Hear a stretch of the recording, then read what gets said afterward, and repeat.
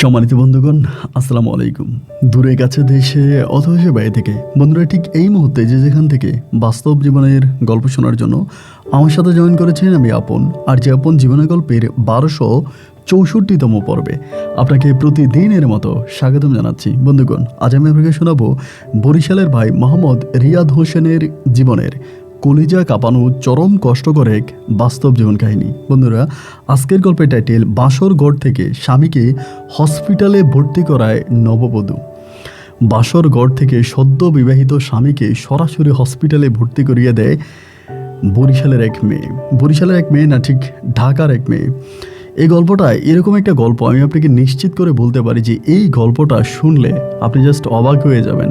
আমি আমার জীবনে অনেক বরিশালের মানুষের গল্প প্রচার করেছি, কিন্তু বরিশালের মানুষ যে এতটাও বোকা হতে পারে এটা এই গল্পটা না পড়লে বা এই গল্পটা না শুনলে আমি কখনোই বিশ্বাস করতাম না। দেখেন, একটা বড় লোকের ধনির দুলালি যাদেরকে আমরা বলি, এক ধনির দুলালির খেলার পুতুল হয়ে যায় আমাদের বরিশালের ভাই মোহাম্মদ রিয়াদ। কলিজা কাঁপানোর শিক্ষণীয় করুণ গল্পটা আমি আশা করবো আপনার প্রত্যেকে শুরু থেকে শেষ পর্যন্ত আমার মুখে শুনবেন এবং গল্প শেষে রিয়াদকে আপনার মতো করে একটা মন্তব্য কমেন্ট বক্সে লিখবেন। ধন্যবাদ সবাইকে। সম্মানিত বন্ধুগণ, আসসালামু আলাইকুম। আমার নাম মোহাম্মদ রিয়াদ হোসেন, আমার বাড়ি বরিশাল। বন্ধুরা, আমি আমার জীবনের গল্পটা শুরু করার শুরুতে আপনাদেরকে আমার পরিবারের বিষয়ে জানিয়ে রাখি। আমার পরিবারে আমি আছি, আমার বাবা আছে, মা আছে, রয়েছে আমার দাদা দাদির সহ আমার বড় 2টা বোন আর ছোট একটা ভাই। আমরা টোটাল 2 ভাই 2 বোন। আমাদের পরিবারটা বরিশাল শহরের অদূরে কোনো এক ছোট্ট গ্রামে এক নিম্ন মধ্যবিত্ত পরিবার। আমার বাবা পেশায় একজন শিক্ষক না, আমার বাবা তেমন কোনো সরকারি প্রতিষ্ঠানের বা সরকারি শিক্ষক না। আমার বাবা আমাদের এলাকারই একটা মাদ্রাসা আছে, ওই মাদ্রাসায় শিক্ষকতা করে। আমার আব্বা মূলত ছিলেন একজন হাই স্কুলের শিক্ষক, এবং হাই স্কুলে শিক্ষকতা করার পরে আমার বাবার হঠাৎ করে আমার বাবার চোখে সমস্যা দেখা দেয়। আমার বাবার চোখে খুব ক্লিয়ার দেখতে পেত না। চোখের সমস্যার কারণে আমার বাবার হাই স্কুলের চাকরি চলে যায়। এরপরে আমার আব্বা ওই ছোটো ছোটো কচি কচি বাচ্চাদেরকে মাদ্রাসায় পড়াশোনা করাতেন, মাদ্রাসায় চাকরি করতেন আমার আব্বা, এবং সেই চাকরি করে আমার বাবা যে টাকা বেতন পেতেন তা দিয়ে খুব কষ্ট করে ছোটোবেলায় আমি দেখে আসছি আমাদের পরিবারটা চলতেছিল। আমাদের পরিবারে প্রচণ্ড রকমের অভাব অনটন ছিল। তার বড় কারণ আমার বাবার আয় ইনকাম খুব বেশি ভালো ছিল না। আমার যে বড় 2টা বোন ছিল তারা যথেষ্ট মেধাবী ছিল। আমার বড় আপু ক্লাস 5-এ বৃত্তি পর্যন্ত পায়। শুধুমাত্র আর্থিক সমস্যার কারণে, আর্থিক অভাব অনটনের কারণে আমার বড় আপুকে অনেক কম বয়সে আমার আব্বা বিয়ে দিয়ে দেয়, এবং বরাপুর বিয়ে হয়ে যাওয়ার পরে আমার ছোট যে বোনটার আছে ওই বোনটারও কিছুদিনের মাঝে আমার আব্বু বিয়ে দিয়ে দেয়। আমার আব্বুর কাছে জমানো যা কয়টা টাকা ছিল আমার 2 বোনকে বিয়ে দিতে গিয়ে আমার আব্বা একেবারে সর্বস্ব হারিয়ে ফেলে। আমার আব্বার কাছে আর তেমন কিছুই থাকে না।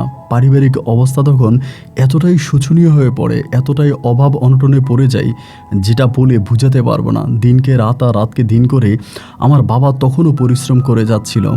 দিনের বেলায় মাদ্রাসায় শিক্ষকতা করতে এবং রাত 12টা-1টা পর্যন্ত বিভিন্ন পাড়ায় পাড়ায় গিয়ে অনেক বাচ্চাদেরকে প্রাইভেট পড়াতো। তার পাশাপাশি আমার আব্বা কঠিন কাজও করতো, যেগুলো বলতে গেলে আমার চোখে পানি চলে আসবে। আমি জাস্ট এটুকুনি বলি, মাঝে মাঝে আমাদের এলাকাতে একটা গোডাউন মার্কেট আছে, ওই গোডাউন মার্কেটে রাতের বেলায় আমার আব্বা লেবারের কাজ পর্যন্ত করতো।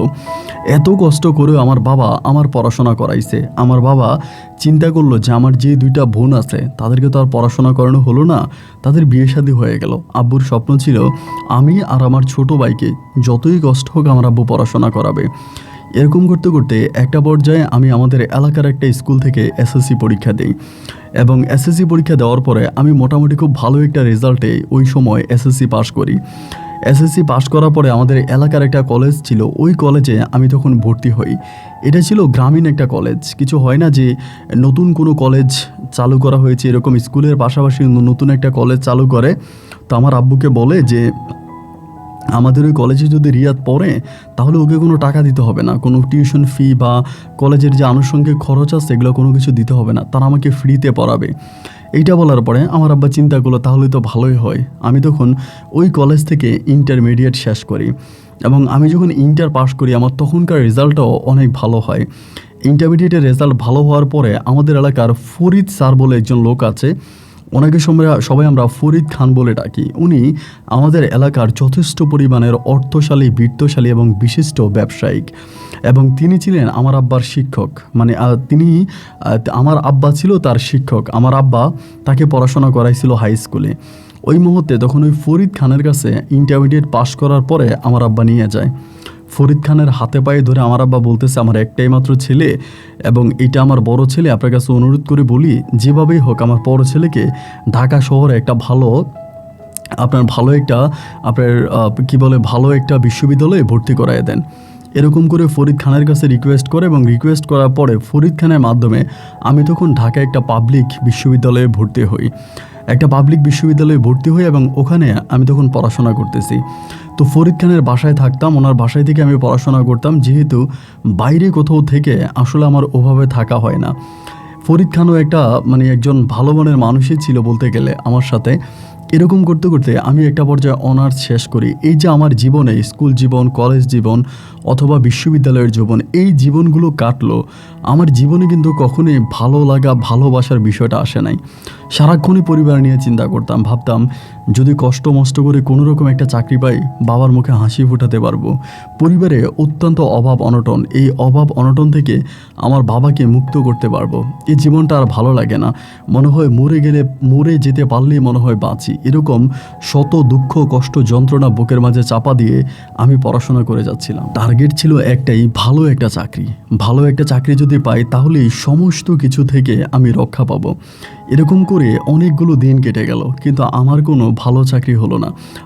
আমি অনার্স শেষ করে ফেললাম, অনার্সের পড়া হলো, এবং অনার্স কমপ্লিট করার পরে তখন চাকরির জন্য বিভিন্ন জায়গায় আমি তখন আমার ডকুমেন্ট জমা দিচ্ছিলাম, আমার পেপারস জমা দিচ্ছিলাম, এবং ওই ফরিদ খানও ওনার মতো করে চেষ্টা করতেছে, কিন্তু কোথাও আমার ভালো কোনো চাকরি হচ্ছে না। আমি সরকারিভাবে চেষ্টা করি, বেসরকারিভাবে চেষ্টা করি, এবং যেখানেই যাই প্রতিটা জায়গায় ঘুষ লাগে। তো ফরিদ খান হয়তো ফোন করে 1 মিনিট 2 মিনিট আমার জন্য কথা বলে, কিন্তু নিজের টাকা দিয়ে বা ঘুষ দিয়ে তো উনি আর আমাকে চাকরি দেবে না। একটা পর্যায়ে দেখা গেল আমি আর চাকরি পাই না, এবং চাকরি না পেয়ে আমার অবস্থা তখন এতটাই খারাপ হয়ে গেল যে একে তো পারিবারিক অভাব অনটন, আমার বাবা অনেক অসুস্থ, বাবা অলওয়েজে বলে টাকা পয়সার দরকার, কিছু টাকা পয়সা পরিবারে পাঠাতে পারলে ভালো হয়। আমার আব্বা চলতে পারে না, মা সবসময় বাড়ি থেকে টাকার জন্য প্রেশার দেয়, কিন্তু আমি কোনোভাবে পরিবারের জন্য কোনো টাকা পয়সা পাঠাতে পারতেছিলাম না। কোনো চাকরি হয় না, ঢাকা শহরে হন্য হয়ে ঘুরে বেড়াচ্ছি। এরকম করতে করতে ফরিদ খান একদিন আমাকে একটা প্রস্তাব দেয়। প্রস্তাব হচ্ছে এরকম, ফরিদ খান বলে ওনার একজন সিনিয়র বন্ধু আছে, আমাকে বলে যে আমার একটা সিনিয়র বন্ধু আছে, তোমার যেহেতু আপাতত কোথাও কোনো চাকরি হচ্ছে না, তুমি আপাতত কোথাও কোনো চাকরি পাচ্ছ না, তুমি যদি কিছু না মনে করো, আমার বন্ধুর বাসায় গেলে তার কয়েকটা ছেলে মেয়ে আছে, এগুলোকে যদি পড়াশোনা করাও, মানে ওদের বাসায় থাকো এবং তার ছেলে মেয়েরা পড়াশোনা করাও, তাও মোটামুটি কিছু টাকা তুমি পাইবা, তোমার পরিবারকে তুমি হেল্প করতে পারবা। তো আমার প্রথমত মনে হলো যে, আমার কাছে মনে হলো যে ফরিদ খান কোনোভাবে তার বাসা থেকে আমাকে বের করে দিতে চাচ্ছে। আসলে আমি তার বাসায় থাকি এবং তার বাসায় থেকে বিভিন্ন জায়গায় চাকরির জন্য হন্য হয়ে খুঁজে বেড়াচ্ছি, চাকরি খুঁজতেছি, আমি কোথাও চাকরি পাচ্ছি না। এইটা আসলে ফরিদ খানের কাছে সম্ভবত ভালো লাগতেছিল না, এবং ভালো না লাগার কারণে উনি আমাকে ওনার বাসা থেকে বের করে দেওয়ার জন্য একটা নতুন পন্থা অবলম্বন করলো। যেভাবেই হোক উনি আমাকে ওনার বাসা থেকে বের করবে। আমাকে বলল, তুমি যদি ওখানে যাও তাহলে অনেক ভালো করতে পারবা, এবং আমার ওই বন্ধু অনেক নামি দামি একজন মানুষ, ওনার বাসায় থাকলে তুমি অ্যাভেলেবেল চাকরি পেয়ে যাবা, আর চাকরি পাওয়ার আগ পর্যন্ত তার ছেলে মেয়েকে পড়াইলা, ওখান থেকে একটা টিউশনি ফি পাইলা, পরিবারের জন্য পাঠাতে পারবা। আমার বাসায় থেকে তো তোমার ওরকম কোনো কিছুই হচ্ছে না। যাই হোক, সর্বশেষ আমি তখন ফরিদ খানের প্রস্তাবটা মেনে নিলাম। মেনে নেওয়ার পরে তার বন্ধুর বাসায় আমাকে তখন নিয়ে যাওয়া হয়। ফরিদ খান নিজেই তার ব্যক্তিগত গাড়ি দিয়ে আমাকে ওখানে নিয়ে যায়। নিয়ে যাওয়ার পরে ওনার বন্ধুর বাসায় যায়। বাসা যাওয়ার পর ওই লোকও যথেষ্ট ভদ্র এবং দেখতে শুনতে যথেষ্ট মানানসই, মুখের মধ্যে দাঁড়িয়ে আছে, দেখলে মনে হয় অনেক বয়স্ক। আমি ওনাকে সালাম করি এবং তিনি আমাকে সালামের উত্তর দেয়।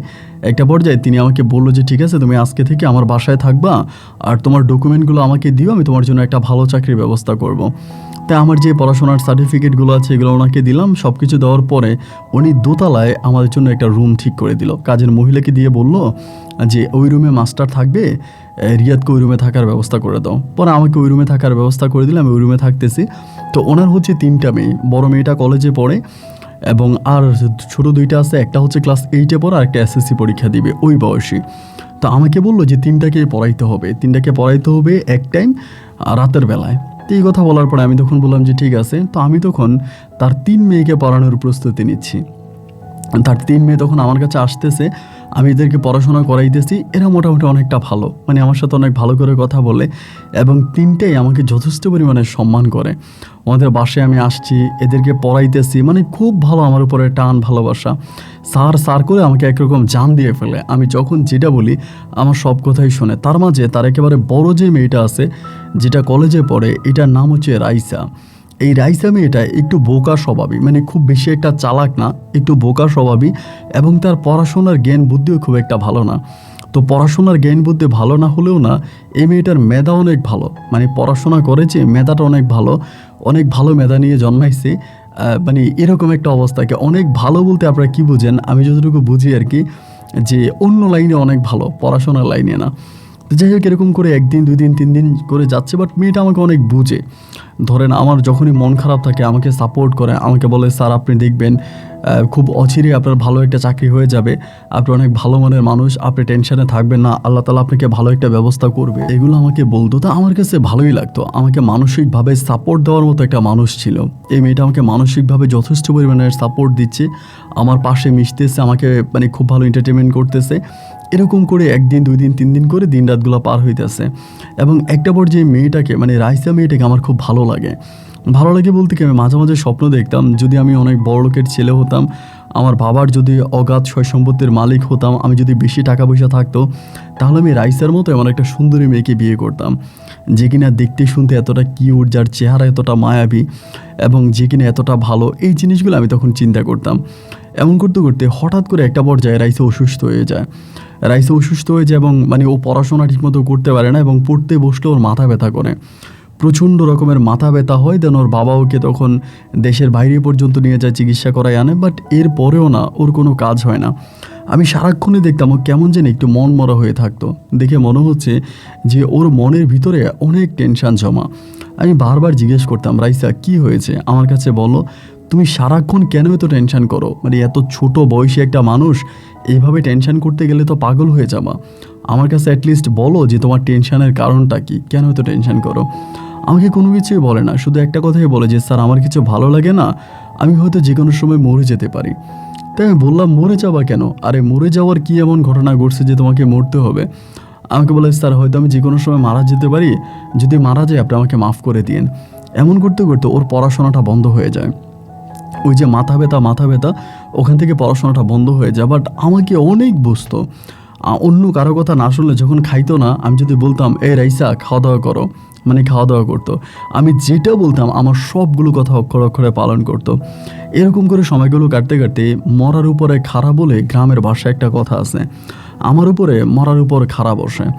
আমার আব্বার তখন হঠাৎ করে আব্বুর মানে কোমরে ব্যথা ওঠে, কোমরের এক সাইডে ব্যথা ওঠে, মারাত্মক রকমের ব্যথা। আম্মু সবসময় কান্নাকাটি করে, তোর আব্বু ব্যথার কারণে বসতে পারে না, কোমরে ব্যথা, এখন যদি পারিস একটু ডাক্তারের কাছে নিয়ে যা। তো হাতেও কোনো টাকা পয়সা নাই, এই পর্যন্ত আমার কোনো চাকরিও হয় নাই, ওই ওনার বাসায় পড়ে আছে, ওনার বাসায় থেকে ওনার মেয়েদেরকে পড়াচ্ছি, একরকম বলতে গেলে হয়তো লজিং মাস্টার হয়ে গেছি। তো ওনার কাছ থেকে কিছু টাকা নিয়ে একদিন বাবাকে আমি দেখানোর জন্য ঢাকাতে আপনার বরিশালে গেলাম। বরিশালে যাওয়ার পর আমার আব্বুকে নিয়ে আমি বরিশাল মেডিকেলে গেলাম, ওখানে নিয়ে অনেকগুলো পরীক্ষা নিরীক্ষা করালাম এবং পরীক্ষাগুলো করানোর কিছুদিন পরে আমি যখন রিপোর্ট হাতে পেলাম, আমি বুঝতে পারলাম যে আমার আব্বুর 2টা কিডনি নাই, মানে একটা কিডনি অনেক আগেই ড্যামেজ হয়ে গেছে এবং আরেকটা কিডনি যে আছে সেটার অবস্থাও খুব খারাপ এবং খুব দ্রুতই অচিরে আমার আব্বার একটা কিডনি ট্রান্সফার করতে হবে। মানে এরকম একটা অবস্থা তখন দেখা দেয় যে ভাই, একে তো নিজের কোনো চাকরি নাই, পড়ে আছি টিউশনির উপরে, এর উপরে টেনশন ডিপ্রেশন এগুলো তো আছে, তার মাঝে হঠাৎ করে আব্বুর এই সমস্যা, মানে আব্বুর কিডনি নষ্ট হয়ে গেল। এখন আমি কি করব বলেন, আমি কোন দিকে যাব, কাকে বলবো, বলার মতো কোনো উপায় পাচ্ছিলাম না। 24টা ঘন্টা তখন বাসার মধ্যে বসে থাকি এবং রাতের বেলায় ছাদের উপর গিয়ে বসি, কান্নাকাটি করি, সারাক্ষণই একটা মানসিক চাপের মধ্যে আছি, মানে কিছুই ভাল লাগতেছিল না। এরকম করে দিনগুলো কাটতে কাটতে আমার মনের পরিস্থিতিটা রাইসা তখন বুঝতে পারে। ও তখন বুঝে যে আমি মানসিকভাবে একটা চাপে আছি, আমার কোনো কিছু ভালো লাগতেছে না, আমি একটা টেনশনে আছি। আমাকে সবসময় বলে যে স্যার আপনার সমস্যার সমাধান হয়ে যাবে, অচিরেই আপনি সমস্যা থেকে মুক্তি পাবেন। ওই দিন আমাকে বলে, স্যার কিছু না মনে করলে আপনাকে একটা কথা জিজ্ঞেস করতে পারি। আমি বললাম হ্যাঁ বলো। আমাকে বলে, স্যার কয়েকটা দিন ধরে দেখতেছি আপনি বেশি টেনশন করতেছেন। আপনি কি চাকরি নিয়ে টেনশন করতেছেন? চাকরি হয় না, চাকরির বয়স চলে যাচ্ছে, এটা নিয়ে? আমি বললাম, না রাইসা, আমি আসলে চাকরির জন্য টেনশন করতেছি না। আমি যেটা নিয়ে টেনশন করতেছি এটা শুনলে তোমারও টেনশন হবে। ও আমাকে বলে, স্যার বলেন না কী হয়েছে? আমি বললাম, আমার আব্বুর 2টা কিডনি নাই। ডাক্তারকে দেখাইছিলাম, আব্বুর একটা কিডনি অনেক আগে নষ্ট হয়ে গেছে, আমরা জানতাম না। এবং যে ভালো কিডনিটা ছিল সেটার অবস্থাও খুব খারাপ। তো আমার আব্বুকে মনে হয় আর বাঁচানো যাবে না। এইটা বলে আমি তখন কান্না করে দিই। ও আমাকে বলে, স্যার কান্না করেন না, আল্লাহ যা করে অবশ্যই ভালোর জন্যই করে। আপনার জীবনে অবশ্যই ভালো কিছু আসবে, স্যার আপনি কান্না করেন না, দেখি আমি আপনার জন্য কি করতে পারি। এরকম করে 1 দিন 2 দিন 3 দিন কাটতে কাটতে একটা দিন এসে রাইসা আমাকে বলতেছে, স্যার আমি আপনাকে একটা প্রস্তাব দিব, যদি আপনি আমার প্রস্তাবটা রাখেন তাহলে আপনি সব কিছু থেকে রক্ষা পাবেন। আমি বললাম, কিসের প্রস্তাব? ও বলে, আমার কাছে কিছু গয়নাগাটি আছে যেগুলোর বর্তমান বাজার মূল্য প্রায় 8 থেকে 9 লক্ষ টাকা হবে। বুঝতেই পারেন, 8 থেকে 9 লক্ষ টাকার গয়নাগাটি। আমি তখন বললাম, কি বলো, এত গয়না তোমার কাছে কোত্থেকে আসলো? ও তখন আমাকে বলে, এই গয়নাগাটিগুলো আমার দাদি আমাকে দিয়ে গেছিল। আমার দাদি মরার সময় আমি দাদির অনেক সেবা যত্ন করতাম, দাদিকে অনেক ভালোবাসতাম, দাদি আমাকে এই গয়নাগুলো দিয়ে যায়। দাদির ওই গয়না আছে এবং এছাড়া আমার মায়েরও কিছু গয়নাগাটি আমার কাছে আছে। সব কিছু মিলিয়ে আমার কাছে অনেক বেশি গয়না আছে। আমি এই গয়নাগুলো স্যার আপনাকে দিই, আপনি এই গয়নাগুলো বিক্রি করে আপনার বাবার অপারেশনের ব্যবস্থা করেন। আমি তখন বললাম, রাইসা তুমি এটা কী বলতেছো? তুমি অসুস্থ মানুষ, অলওয়েজে তোমার মাথা ব্যথা করে, তুমি কোথাও একটু ঠিকমতো বসতে পারো না, তোমাকে নিয়েই তো আমি চিন্তা করতেছি, এর উপরে তুমি আমাকে এতগুলো টাকা দিতে বলতেছো, এবং তোমার আব্বাম্মু যদি তোমাকে জিজ্ঞেস করে গয়নাগাটি কোথায়, তখন তুমি কি বলবা? ও আমাকে বলে, স্যার আমি কিছু না কিছু একটা বুঝিয়ে বলবো, এটা নিয়ে আপনার চিন্তা করার দরকার নাই, আমি আমার বাবা মাকে যেভাবেই পারি ম্যানেজ করব। আপনি টাকাটা নিয়ে যান এবং গয়নাগাটিগুলো আপনি নিয়ে যান, এগুলো নিলে আপনার বাবার অপারেশন হবে। আমি বললাম, রাইসা আমি এটা করতে পারবো না, কারণ তোমার আব্বা আমাকে অনেক বিশ্বাস করে তোমাদের বাসায় আমাকে চাকরি দিয়েছে। যদি আমি বিশ্বাসের অমর্যাদা করি, আমি কখনো আমার নিজেকেও ক্ষমা করতে পারবো না। ও আমাকে বলে, সব কিছুর ঊর্ধ্বে হচ্ছে মানুষের জীবন। এই মুহূর্তে আপনি এই টাকাটা না নিলে আপনার আব্বাকে বাঁচাতে পারবেন না। আপনি এই টাকাটা নিয়ে যান এবং এর পরে আপনার যা বলা দরকার, যেটা বলা দরকার, যা করা দরকার আপনি করবেন, কিন্তু আপাতত এই টাকাটা নিয়ে আপনি আপনার আব্বার জীবনটা বাঁচান। এবং মেয়েটা যখন এরকম করে বলতেছে, একটা পর্যায়ে আমি তখন রাজি হলাম। আমি বললাম যে আচ্ছা ঠিক আছে, সমস্যা নাই, আমি নিব। এবং এইটা বলার পরে একদিন ও আমাকে কাপড়ে পেঁচিয়ে অনেকগুলা গয়নাগাটি, অনেক গয়না, ভাই আমি আপনাকে কি বলবো যে এত গয়না আমি কোনোদিন আমার চোখের সামনে একসাথে দেখি নাই। এই গয়নাগাটিগুলো দেখার পর আমি বললাম, রাইসা আমার অনেক ভয় লাগতেছে। ও আমাকে বলে, আপনি আমার উপরে ভরসা রাখেন, ইনশাল্লাহ আপনার কিছুই হবে না। এবং ও যখন আমাকে গয়নাগাটিগুলো দেয়, আমি এই গয়নাগুলো বিক্রি করি এবং বিক্রি করে আমার আব্বার কিডনি ট্রান্সফারের জন্য তখন আমি কথাবার্তা বলি। ও এই টাকাগুলো দেয় এবং আমাদের আত্মীয় স্বজন মোটামুটি ভালো অবস্থানে ছিল অনেকেই। আবার আমার আব্বার কিছু ছাত্র আছে, যেমন আপনার ফরিদ খান বা এরকম অনেকেই আছে, তারাও মোটামুটি সাপোর্ট দেয়। তাদের সাপোর্টে এবং রাইসার ওই গয়নার বিক্রির টাকায় আমি আমার বাবার অপারেশন করতে পারি। আমার আব্বার অপারেশন সাকসেস হয় এবং আমার আব্বা মোটামুটিভাবে ভালো হয়ে ঘরে ফিরে আসে। আব্বু বাসায় ফিরে আসে, আব্বু মোটামুটি অনেকটাই সুস্থ হয়ে যায়। আমি তখন আবার ওই জায়গায় যাইতাম, ওই রাইসাদের বাসায় ওনার মেয়েরে পড়াইতাম।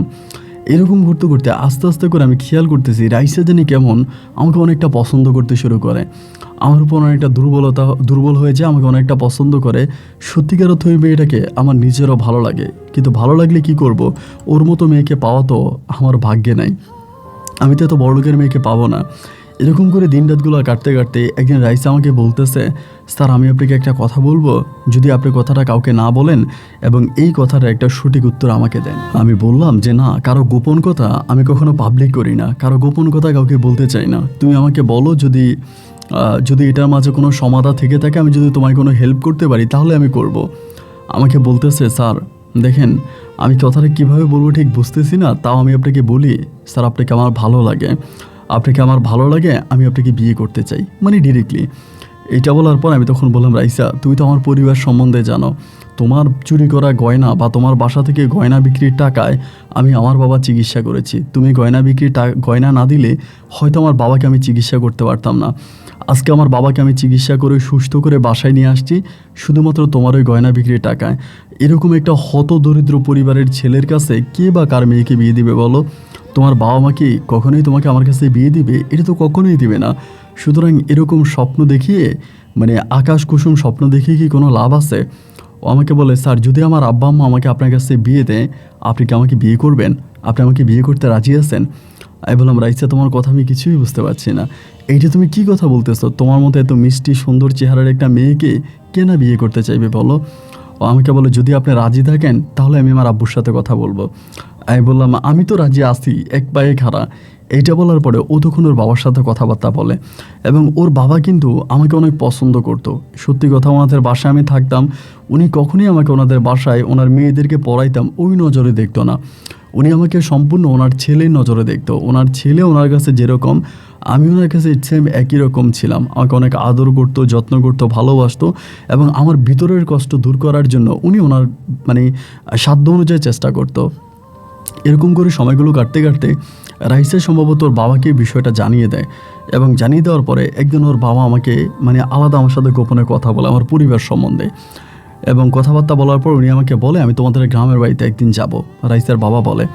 আমি বললাম, তাহলে তো গেলে ভালোই হয়। এবং আমি একদিন রাইসার বাবা এবং রাইসার মাকে নিয়ে আমাদের গ্রামের বাড়িতে যাই। তো আমি যখন তাদেরকে নিয়ে যাই, আমি তখনও জানি যে তারা মূলত আমার ঘর বাড়ি দেখতে যাচ্ছে, আমার পরিবার দেখতে যাচ্ছে, এবং রাইসাকে আমার কাছে বিয়ে দিবে। এরকম করে আমি তখন তাদেরকে নিয়ে গেলাম। তারা আমার বাবা মা, আমার ছোট ভাই, আমার আমার বোনেদেরকে দেখলো, এবং সব কিছু দেখার পরে রাইসার বাবা এক কথায় রাজি হয়ে গেল রাইসাকে আমার কাছে বিয়ে দেওয়ার জন্য। এবং ঢাকায় ফিরে এসে উনি আমাকে ডিরেক্টলি প্রস্তাব দিল যে, রাইসা তো আমাকে বললো, আর আমি গোপনে গোপনে তোমার বাড়িঘরও ঘুরে আসলাম, তো সব কিছু মিলিয়ে আমি রাইসাকে তোমার কাছে বিয়ে দিতে চাই, তুমি কি বলো? আমি তো বললাম যে, স্যার আলহামদুলিল্লাহ, তাহলে তো এটা আমার জন্য অনেক সুখের একটা খবর। রাইসার মতো লক্ষ্যে একটা মেয়েকে যদি আমি আমার জীবন সঙ্গিনী হিসাবে পাই, তাহলে এর চেয়েও বড় চাওয়া তো আর আমার কাছে কিছু হতে পারে না।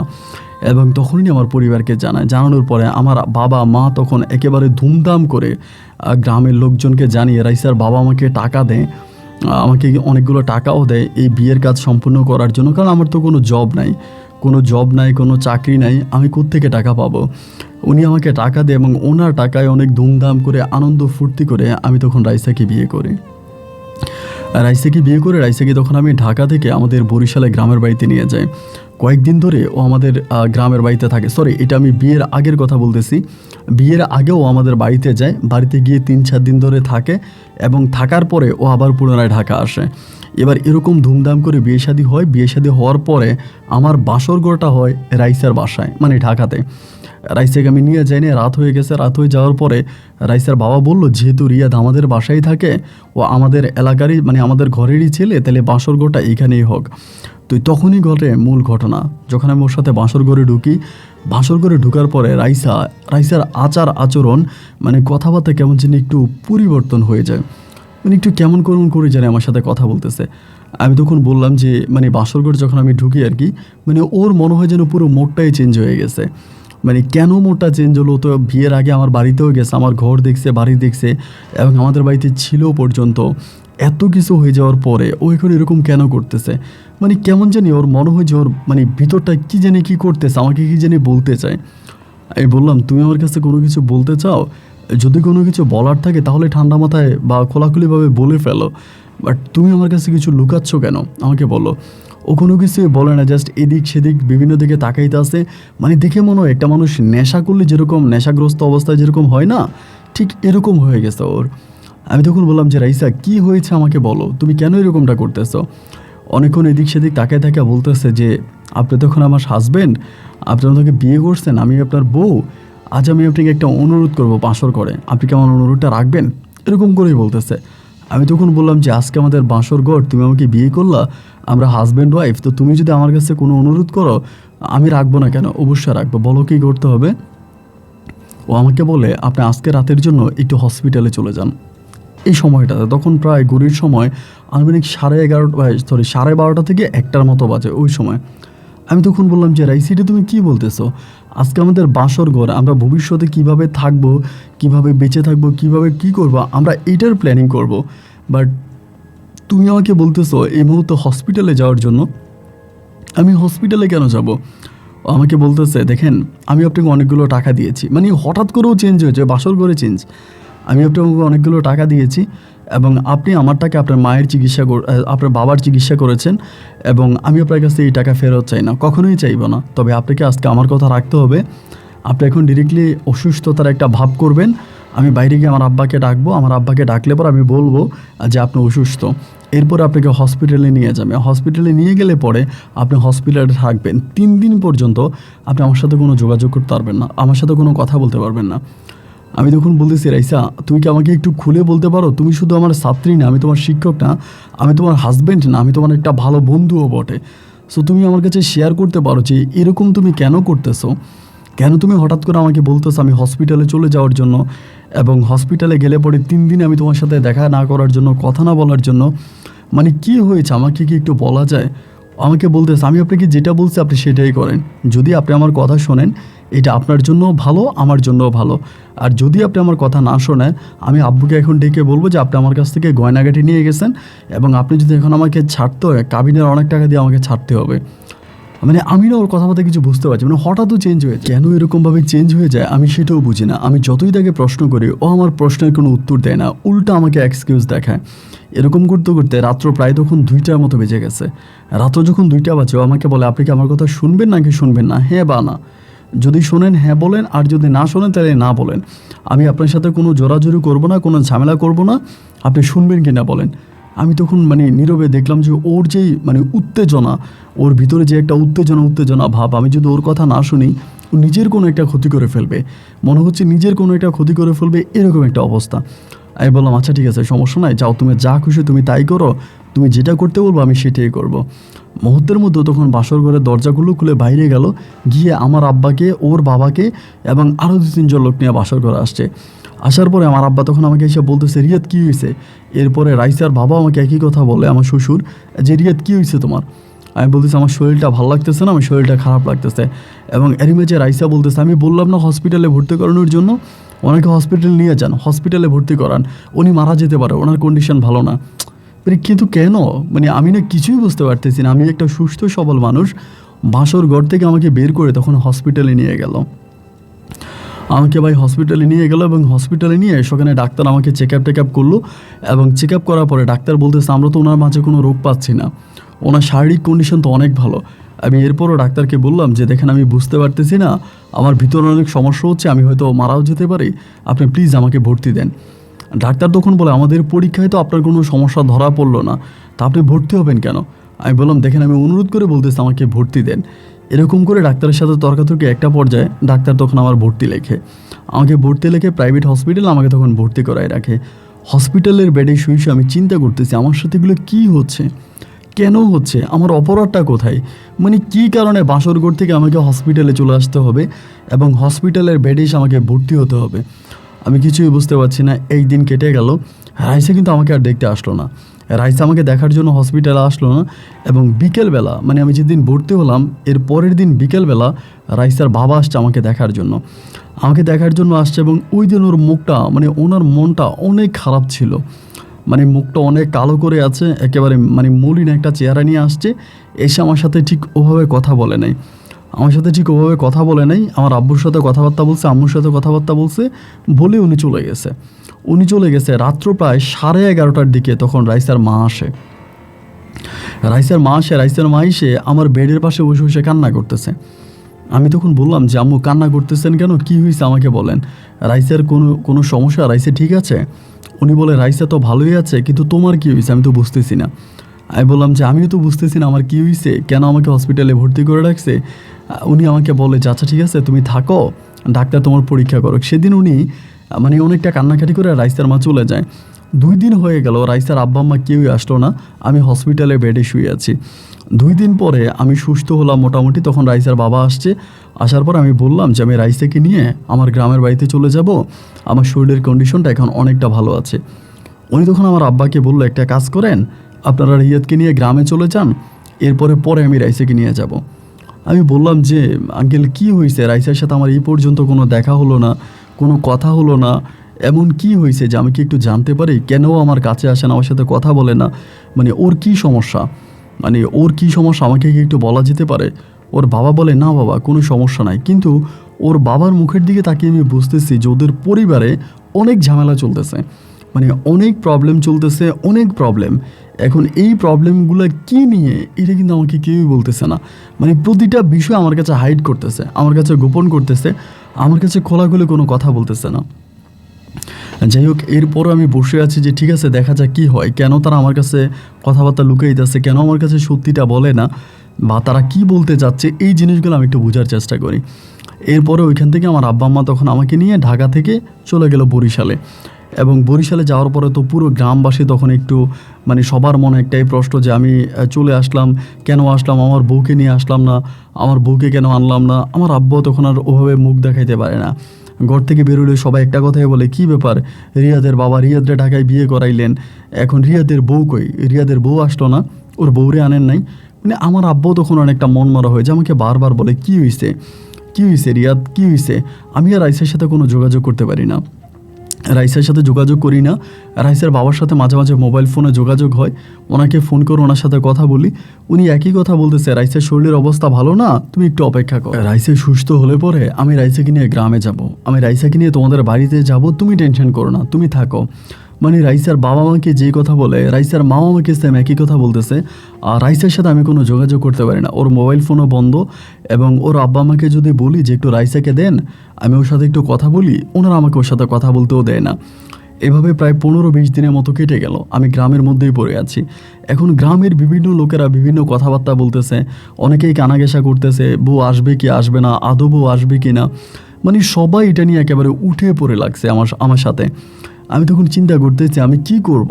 মানে আমি কোনো উপায় বুদ্ধি না পাইয়া প্রায় 20 দিন পরে একদিন বাধ্য হয়ে ঢাকাতে আসছি আমার শ্বশুরবাড়িতে। রাইসাদের বাসায় ঘরে আসার পরে আমি রাইসাদের একদম বাসায় ঢুকে গেছি। বাসায় ঢুকার পরে রাইসার আব্বা তখন ড্রয়িং রুমে বসে আছে এবং খুবই মন খারাপ নিয়ে বসে আছে। আমারে বলে, রিয়াদ এদিকে আসো। পরে আমি আসছি, ওনার পাশে বসছি। আমি বললাম যে আব্বু ভালো আছেন?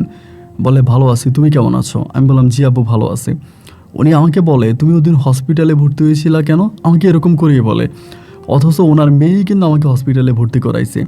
আমি বললাম যে আব্বা আমার শরীরের অবস্থা ভালো ছিল না, কিছুটা খারাপ ছিল, এই জন্য আমি হসপিটালে ভর্তি হয়েছি। উনি আমাকে বলে, তুমি কি তোমার ইচ্ছে হসপিটালে ভর্তি হয়েছ, নাকি কেউ তোমাকে হসপিটালে ভর্তি করেছে, বা কেউ তোমাকে হসপিটালে ভর্তি হতে বাধ্য করেছে? আমি তখন কোনো কিছু বলি না, নিচের দিকে তাকিয়ে আছি। আমাকে বলে, রিয়াদ সত্যিটা বলো, সত্যিটা জানা আমার জন্য অনেক গুরুত্ব, আমার জন্য অনেক ইম্পর্টেন্ট, সত্যিটা জানা, তুমি আমাকে সত্যিটা বলো। ওই দিন কি তুমি একাই হসপিটালে গিয়ে ভর্তি হয়েছ, নাকি কেউ তোমাকে হসপিটালে ভর্তি করাইছে? আমি তখন বললাম, আঙ্কেল দেখেন, আসলে আমি আপনাকে কি বলবো, আপনি আমার বাবার বয়সী মানুষ, আমি আপনাকে সত্যিটা বলতে পারবো না, আর যেটা বলেছি আপনাকে এটাই বিশ্বাস করতে হবে। আর আমি একটু রাইসার সাথে কথা বলতে চাই, রাইসা কোথায় আছে? উনি তখন আমাকে বলতেছে, রাইসা কারোর সাথে কথা বলবে না। আমি তখন বললাম যে আব্বু, এটা আপনি কি কথা বলতেছেন যে রাইসা কারোর সাথে কথা বলবে না? আমি ওর হাজব্যান্ড, আমি ওর স্বামী, তো ও কি আমার সাথেও কথা বলবে না? বলে না, ও কারোর সাথে কথা বলবে না। আচ্ছা ঠিক আছে, তুমি আজকে যাও, আমি কালকে না হলেও কালকের পরের দিন রাইসাকে নিয়ে তোমাদের বাড়িতে আসবো, এইটা আমাকে বলতেছে। আমি তখন বললাম যে আঙ্কেল, আমি একটু রাইসের সাথে দেখা করতে আসছি, ওর সাথে আমি একটু দেখা করে যাই। বলে না, ও তোমার সাথে দেখা করবে না, তুমি চলে যাও। মানে আমাকে ওখান থেকে উনি শূন্য হাতে বাড়িতে ফিরাই দিল। মানে আমি আমাদের গ্রামে চলে আসছি। আসার পরে 2 দিন হয়ে গেল, ওর আব্বুরে কল দেই, ওর আব্বু আসে না। এর কিছুদিন পরেই হঠাৎ করে রাইসা আমার জন্য ডিভোর্স লেটার পাঠিয়ে দিয়েছে উকিলের মাধ্যমে। আমাদের হচ্ছে যে ডাকের মাধ্যমে ডাকে পাঠাইছে। ডাক থেকে আমার তখন ডিভোর্স লেটার আসছে আমার বাড়িতে। ডিভোর্স লেটার আসছে এবং ডিভোর্স লেটার আসার পরে দেখলাম যে রাইসা আমাকে ডিভোর্স দিয়ে দিছে, আমাকে ডিভোর্স করছে এবং আমার অনেকগুলো কারণ দর্শন করে আমাকে ডিভোর্স করা হয়েছে। তো আমাকে যখন ডিভোর্স লেটার পাঠানো হবে তখন রাইসার আব্বুরে কল দিয়ে বললাম যে আঙ্কেল, আমাকে তো রাইসা ডিভোর্স করেছে, আপনারা এই বিষয়ে কিছু জানেন কি না? ওনারা বলে হ্যাঁ জানি। আমি বললাম, তো আমাকে কেনই বা বিয়ে করলো, এবং বিয়ে করার পরে কী কারণে আমাকে ডিভোর্স করে দিল? এখন আমার অপরাধটা কোথায় ছিল? আমি কি কোনো অন্যায় করেছি? আমার কি সত্যিই কোনোটা অপরাধ ছিল? ওর বাবা বলে যে তোমার কোনো অপরাধ না, অপরাধ আমার, আমি এরকম কুলাঙ্গার মেয়ের বাবা হয়েছি। আজ এরকম কুলাঙ্গার মেয়ের বাবা হওয়ার কারণেই আমার জীবনের আজকে এই অবস্থা, তুমি আমাকে মাফ করে দিও। আমি বললাম, না আঙ্কেল, আপনি আমার কাছে ক্ষমা কেন চাচ্ছেন? আপনার উপরে আমার কোনো অভিযোগ নাই, আমি আপনার উপরে কোনো অভিযোগ দায়ের করি নাই, কোনো অভিযোগ নাই। কিন্তু আমার প্রশ্ন হচ্ছে, আমাকে কি কারণে বিনা দোষে বিনা অপরাধে আমাকে বিয়ে করলো? বিয়ের পরে সে আমাকে বাসর ঘরে থেকে আমাকে হসপিটালে পাঠাইলো, এবং হসপিটাল থেকে আপনি আমাকে বাড়িতে পাঠাইলেন, ওখান থেকে সে আমাকে তালাক করে দিল। আঙ্কেল, আমার অপরাধটা কোথায় ছিল? আমাকে অপরাধটা একটু বলেন। ওর বাবা আমাকে বল, আমি এই বিষয় নিয়ে তোমার সাথে আর কোনো কথা বলতে পারবো না বাবা, তুমি যদি পারো তোমার এলাকাতে তুমি বিয়ে শাদী করে ফেলো, তুমি রাইসাকে ভুলে যাও। আমি কিন্তু রাইসাকে তখন ভালোবেসে ফেলেছিলাম, মানে অনেকটা ভালোবাসছিলাম। এই মানুষটা আমাকে এইভাবে ছেড়ে যাবে বা এইভাবে আমার সাথে চিট করবে, এটা আমার চিন্তা ভাবনার মধ্যেও ছিল না। কিন্তু মনের মধ্যে ওই প্রশ্নটা আবারও বারবার জাগ্রত হচ্ছে, এই চিটিংটা আমার সাথেও কেন করলো, কী কারণে, কী কারণেও আমাকে ডিভোর্স করলো, কী কারণেও আমাকে ছেড়ে চলে গেল। মানে আমাকে ডিভোর্স করার কারণটা কী ছিল, আমি কোনো কিছুই বুঝতে পারি না। যে বিয়ে করলো আবার ছেড়েও দিল। আমি এরপরে রাইসের সাথে দেখা করার জন্য অনেক চেষ্টা করি, আমি আপ্রাণ চেষ্টা করি অন্তত একটা বার যাতে আমি রাইসের সামনে পড়ে রাইসেকে আমি ফেস টু ফেস দেখি, ওরে আমি জিজ্ঞেস করি যে কেন এটা আমার সাথে করলো, কী কারণে ও আমাকে এইভাবে ধোকা দিল, আমার অপরাধটা কী ছিল, অন্তত একটা বারকে আমি এই প্রশ্নটা করি। কিন্তু বিশ্বাস করেন এরপরে আর রাইসের সাথে আমার আর কোনো দেখা হয়নি। দীর্ঘ প্রায় 5টা মাসের মতো আমি পাগলের মতো ওর সাথে একটাবার দেখা করার জন্য চেষ্টা করি, ওদের রিলেটিভদের বাসায়, ওর মোবাইল ফোনে, ওর ফ্রেন্ডদের মাধ্যমে অনেকভাবে ওর সাথে আমি দেখা করার চেষ্টা করি, কিন্তু রাইসের সাথে আমার আর কোনো দেখা হয়নি। ওর সাথে দেখা না হওয়ার পর আমি তখন অনেকটা ভেঙে পড়ছি, পারিবারিকভাবে অনেকটা ভেঙে পড়ছি। আমি কান্নাকাটি করি, খাওয়া দাওয়া করি না, ঘুমাই না। আর এদিক দিয়ে গ্রামের মানুষের কথা তো আছেই, আপনারা তো যারা গ্রামে বসবাস করেন তারা জানেনই, গ্রামের মানুষ আবার এই ধরনের বিষয়গুলো পেলে খুব মজা করে সমালোচনা করতে পারে। সবাই তখন এটা নিয়ে সমালোচনা করে, আমার সমস্যা আছে, আমার শারীরিক অক্ষমতা ছিল, আমার শারীরিক দুর্বলতা ছিল, এই জন্য রাইসা আমাকে ছেড়ে চলে গেছে, আমাকে বিয়ে করে নাই, আমার ঘরে আসে নাই, এরকম অনেক কথা লোকালোকে বলা বলি করতেছে। যাই হোক, আমি আর এসবে কোনো কান দিচ্ছি না, এসব কথায় কোনো কান দিচ্ছি না। আমার ভাগ্যে যা আছে তাই হবে, আমার ভাগ্যে যেটা আছে সেটাই হবে। মানুষের কথা শুনে তো আর আমার হবে না। আমি কারো কথা শুনি না, কারো কথা মানি না, নিজের মতো করে তখন দিন রাতগুলো পার করতেছি। এভাবে 1 দিন 2 দিন 3 দিন করে সময় যত সামনের দিকে যাচ্ছে, আমার বুকের ভিতর কষ্টের পরিমাণ ঠিক ততটাই বাড়তেছে এবং একটা পর্যায়ে আমি নেশার জগতে ডুবে পড়ি। যখন নেশা টেশা করি, আমার আব্বা এগুলো বুঝতে পেরে আব্বা তখন আমাকে বলে আমি তোকে বিয়ে করাবো। আমি বললাম যে আব্বা আমি আর বিয়ে করব না, জীবনে তো একবার বিয়ে করলাম এবং আমার ভালোবাসার মানুষ আমার বউ কেন আমাকে ডিভোর্স করে দিল সেটার কোনো কারণ আমি বুঝলাম না। আমার আব্বা সেদিন আমাকে একটা কথা বলেছিল, বড়লোকের মেয়েরা ছোটোবেলায় মানে পুতুলকে মানুষ ভেবে খেলে, আর বড় হবার পরে সে মানুষকে আবার পুতুল বানিয়ে খেলে। তাও বড়লোকের মেয়ে ছিল, ওর অনেক টাকা পয়সা ছিল, এই জন্য হয়তো বড় হওয়ার পরে তোকে পুতুল বানিয়ে তোর সাথে খেলেছে। এটা কোনো কথা না, তোর সাথে পুতুল বিয়ে হয়েছে। আমি সেদিন খুব কান্না করি আমার আব্বার কথা শুনে, আসলেই কি আমার সাথে পুতুল বিয়ে হয়েছে? আমার কী অপরাধ ছিল, কেন আমাকে এভাবে ছেড়ে দিয়ে চলে গেল? অনেক কান্নাকাটি করি, কিন্তু কাউরে বুঝাইতে পারি না, কাউরে বলতে পারি না। একটা পর্যায়ে রাইসার সাথে আমার আর কখনোই কথা হয় না। পরে আব্বু আমার জন্য অন্য একটা মেয়ে ঠিক করে, আব্বারই এক দুঃসম্পর্কের বন্ধুকে আব্বা রিকোয়েস্ট করে এবং রিকোয়েস্টের মাধ্যমে ওনার মেয়ে আছে, নাম হচ্ছে রুবি। তখন রুবির সাথে পারিবারিকভাবে আমার বিয়ে ঠিক হয়। এবং আমার আব্বা রুবির বাবার সাথে কথাবার্তা বলে, ওনারাও মধ্যবিত্ত ফ্যামিলিরই ছিল। পরে পারিবারিকভাবে আমি রুবিকে বিয়ে করি। তো আসলে এই বিয়েটা আমার কোনো ইচ্ছা ছিল না যে আমার লাইফে সেকেন্ড টাইম বিয়ে হবে, কাউকে বিয়ে করব, এইটার কোনো ইচ্ছা আমার ছিল না। এরপরও আব্বু জোর জবরদস্তি করে আমাকে বিয়ে করায়। এবার রুবিকে বিয়ে করার পরে আমি তখন এলাকার মধ্যে পড়ে আছি। আমাদের এলাকাতে ধরুন আপনার টিউশনি আছে, আমি বিভিন্ন বাচ্চা টাচ্চা পড়াই, একটা কিন্ডারগার্টেন আছে, ওইটাতে চাকরি করি। মানে গ্রামের বাড়িতে যেভাবে থাকা যায় ওভাবেই 1 দিন 2 দিন 3 দিন করে আমি আমার সময়গুলো পাস করতেছি। এইভাবে দিন আর রাতগুলো কাটতে কাটতে একটা পর্যায়ে দেখা গেল যে আমি আমার মতো করে আছি। এরকম করতে করতে আমার বউ রুবি তখন বেবি কনসেপ্ট করে, ও বাচ্চা কনসেপ্ট করে এবং আমি যখন বাচ্চা কনসেপ্ট করার পরে অত্যাধিক খুশি হই যে আলহামদুলিল্লাহ আমার সন্তানাদি হবে, আমার বেবি হবে, আমি খুব খুশি হই। কিন্তু দুর্ভাগ্যবশত আমার বেবিটা মারা যায়। আমার বেবিটা ওর পেটের মধ্যে মারা যায় এবং পেট থেকে মৃত বের হয়। বাবুটা মারা যাওয়ার প্রায় মাস দেড়েক পরে একটা আননোন নাম্বার থেকে আমার মোবাইলে একটা কল আসে। নাম্বারটা আমি চিনতে পাই না। আমি নাম্বারটা যখন রিসিভ করার পরে ওই পক্ষ থেকে আমি কান্নার শব্দ শুনতে পাই, মানে কান্না করতেছে। পরে আমি বারবার বলতেছি, রাতের বেলায় ছিল, ওই দিন আমার বউ ঘুমিয়ে আছে, রুবি ঘুমিয়ে আছে। ওই সময় আমার বাচ্চাটা মারা গেছে, রুবি অসুস্থ শারীরিকভাবে, ও সন্ধ্যার সময় ঘুমিয়ে চাইতো। তো কান্না করতেছে দেখা, যেহেতু আমার পাশে আমার বউ আছে রুবি, আমি তখন করলাম মোবাইল ফোনটা নিয়ে উঠে গেলাম যে কে কান্না করে, কী কারণে কান্না করে, আমি একটু বাইরে যাই। মোবাইল ফোনটা নিয়ে আমি তখন বাইরে আসছি। বাইরে এসে আমি বলতেছি, কি আপনি? পরে বলতেছে, স্বামী গো তুমি কেমন আছো, এরকম করে বলে। এবং কণ্ঠটা শুনে আমি বুঝে যাই যে এটা আর কারো কণ্ঠ না, এটা রাইসার কণ্ঠ। নাম্বারটা নতুন একটা নাম্বার। আমি তখন নিজের চোখের পানি ধরে রাখতে পারিনি, মানে কান্না করে দিলাম। কান্না করে দিয়ে বলতেছি, আমি ভালো আছি, তুমি কেমন আছো? ও আমাকে বলতেছে, আমি তো ভালো নাই, তোমাকে ছাড়া কি আমি ভালো থাকতে পারি? আমি বললাম, রাইসা, আমি তোমাকে অনেকগুলো মাস ঢাকা শহরের অলিতে গলিতে বিভিন্ন জায়গায় খুঁজেছি, শুধু একটা প্রশ্ন কেটে করেছি। তোমার কাছে আমার একটাই প্রশ্ন, রাইসা, তুমি আমাকে কেন বিয়ে করেছিলে? আমাকে বিয়ে কেন করলা? আমাকে ছেড়ে কেন দিলা? আমাকে বিয়েটা কেন করলা? আমাকে ছেড়ে কেন দিলা? কেন আমার এলাকাবাসীর সামনে আমাকে এভাবে ছোট করে দিলা? আমাকে খাটো করে দিলা? আমার মান সম্মান কেন ধূলিসাৎ করে দিলা? আমার অপরাধটা কোথায় ছিল? কেন আমার জীবনটা নিয়ে তুমি এরকমভাবে জুয়া খেললা? আমাকে কি একটা আবার বলতে পারো? ও শুধু কান্না করে কিছুই বলে না। আমি বললাম, রাইসা, তুমি কি জানো আমি বিয়ে করছি? ও বলে, জানি। তোমার বউয়ের নাম রুবি। আমি বললাম, আমার বউয়ের নাম রুবি? বলে, হ্যাঁ, কিছুদিন আগে তোমার একটা মৃত সন্তানও হয়েছে।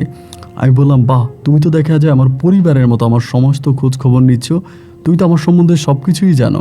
ও বলে, হ্যাঁ, আমি সবই জানি, আমি তোমার সম্বন্ধে সব কিছুই জানি। তোমার সাথে যদিও আমার কথা হয় না, দেখা হয় না, কিন্তু এরপরেও আমি প্রতিটা মুহূর্তে মুহূর্তে তোমার খোঁজ খবর নিয়েছি। তুমি কোথায় আছো, কেমন আছো, তোমার জীবন কেমন চলতেছে, আমি প্রত্যেকটা মুহূর্তে তোমার খবর নিয়েছি।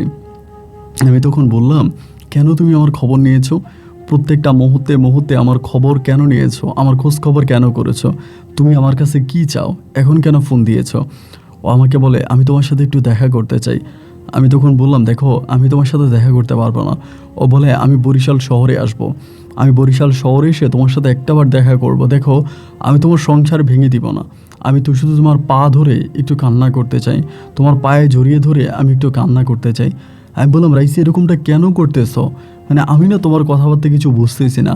আমার পা ধরে তোমাকে কান্না করতে হবে কেন? আমার তোমার উপরে কোনো অভিযোগ নাই, কোনো রাগ নাই। আমি সত্যি মন থেকে বললাম, তুমি ভালো থাকো, তুমি যেখানেই থাকো, যার সাথেই থাকো, তুমি ভালো থাকলে আমি ভালো থাকবো। এই কথা বলার পরে সেদিন আমি ফোনটা কেটে দিলাম। এর কয়েকদিন পরেই ও আমাকে একদিন সকালবেলা দিনে 10টা বাজে ফোন দিছে। ফোন করে আমাকে বলতেছে, রিয়াদ, আমি বরিশালে আসছি, বরিশাল শহরে আসি, আমার সাথে একটু দেখা করো।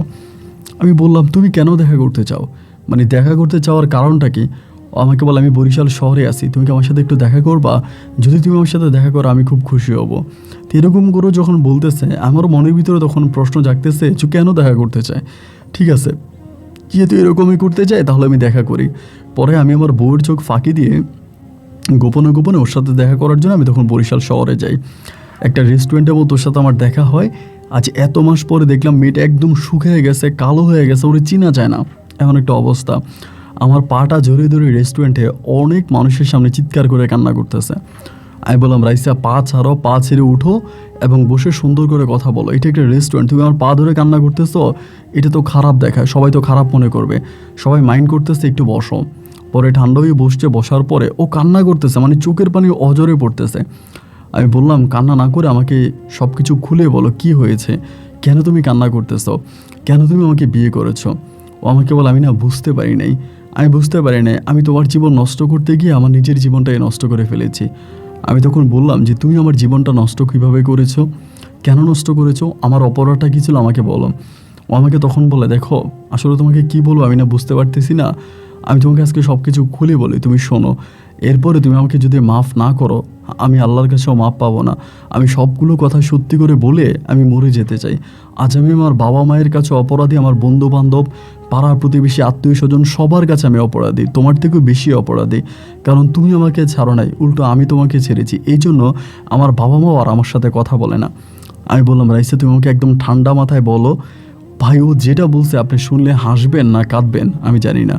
ও আমাকে বলতেছে যে নীরব নামের একটা ছেলের সাথে, আমাকে বলে যে আমার নীরব নামের একটা ছেলের সাথে সম্পর্ক হয় এবং এই ছেলেটা তোমার বয়সী, আমার অনেক সিনিয়র। তো ওর সাথে আমার একটা রিলেশন হয় এবং রিলেশন হওয়ার পরে একদিন ওর সাথে আমার ঝামেলা হয়। ঝামেলা হওয়ার পর আমাদের ব্রেকআপ হয়ে যায়।